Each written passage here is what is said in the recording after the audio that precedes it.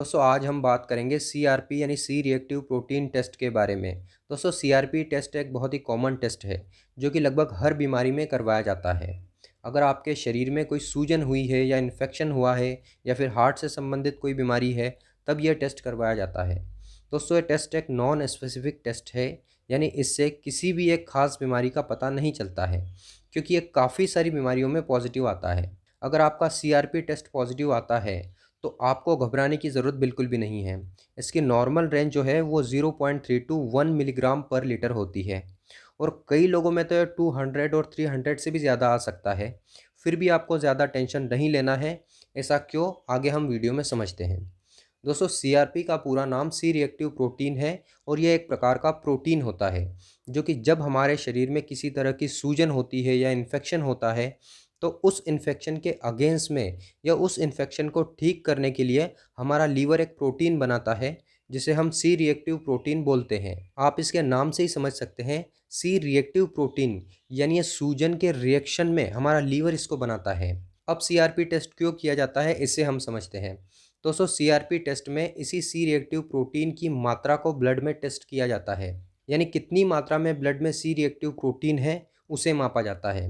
साथ ही इस टेस्ट के ज़रिए ये भी पता किया जा सकता है कि इन्फेक्शन एक्यूट है या फिर क्रोनिक है, यानी लेटेस्ट इन्फेक्शन में भी ये पॉजिटिव आता है और इन्फेक्शन को अगर लंबा समय हुआ है तब भी ये पॉजिटिव आता है। यह टेस्ट किन किन कंडीशंस में डॉक्टर्स द्वारा करवाया जाता है।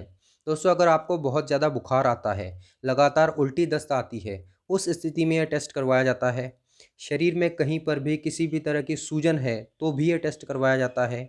अगर हार्ट के आसपास में आपको दर्द होता है तो हार्ट संबंधित समस्या में भी ये टेस्ट करवाया जाता है। शरीर में कहीं पर पस बन रहा है तब भी ये टेस्ट करवाते हैं।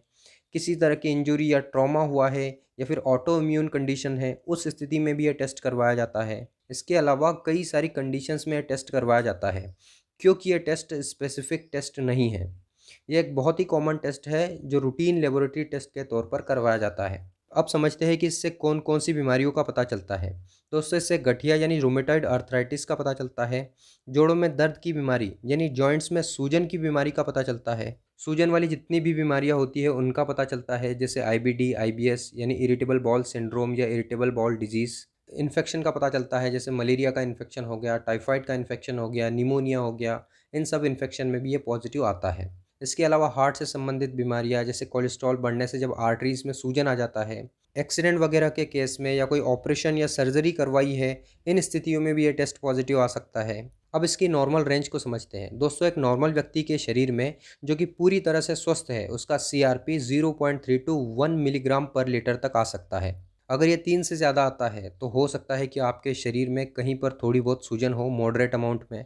अगर सीआरपी 10 मिलीग्राम पर लीटर से ज़्यादा आता है तो यह हाई इन्फेक्शन को शो करता है। दोस्तों सीआरपी 200 या फिर 200 से ज़्यादा भी आ सकता है। अगर आपको सीवियर इन्फेक्शन हुआ हो, बहुत ज़्यादा हाई मात्रा में इन्फेक्शन हुआ हो या फिर बॉडी में कहीं बहुत ज़्यादा सूजन है जो ट्रॉमा या फिर कोई इंजरी या एक्सीडेंट की वजह से हो, तब यह 200 के आसपास जा सकता है। इसके अलावा अगर आपको हाल फिलहाल में हार्ट अटैक आया है तब भी ये इतना ज़्यादा आ सकता है। लेकिन यहाँ पर ध्यान देने वाली बात यह है कि सीआरपी बहुत ज़्यादा आने पर भी हम डायरेक्टली ये नहीं बोल सकते कि हार्ट से संबंधित समस्या या फिर हार्ट अटैक का रिस्क है, क्योंकि कई सारे फैक्टर्स पर ये निर्भर करता है। अगर आपके शरीर में कोई इन्फेक्शन है या फिर कोई बहुत ज़्यादा सूजन है, ट्रॉमा हुआ है, इंजरी हुई है, उस स्थिति में भी सीआरपी हाई आता है। इसके अलावा कोई हेल्दी पर्सन है जिसको कोई चोट या सूजन नहीं है, इन्फेक्शन भी नहीं है, तब अगर आपका सीआरपी हाई आता है तब हम हार्ट अटैक से संबंधित समस्या के बारे में सोच सकते हैं। दोस्तों इस टेस्ट के द्वारा कई सारी बीमारियों का पता चलने के साथ साथ में हार्ट के बारे में एक जनरल आइडिया मिलता है। ओके, इससे कंफर्म हार्ट अटैक के रिस्क का पता नहीं चलता है। दोस्तों आज के इस वीडियो में इतना ही। वीडियो अच्छा लगा हो लाइक ज़रूर कर दें और आप हमको 1 रुपये से भी सपोर्ट कर सकते हैं। ये है हमारा फ़ोनपे नंबर। धन्यवाद।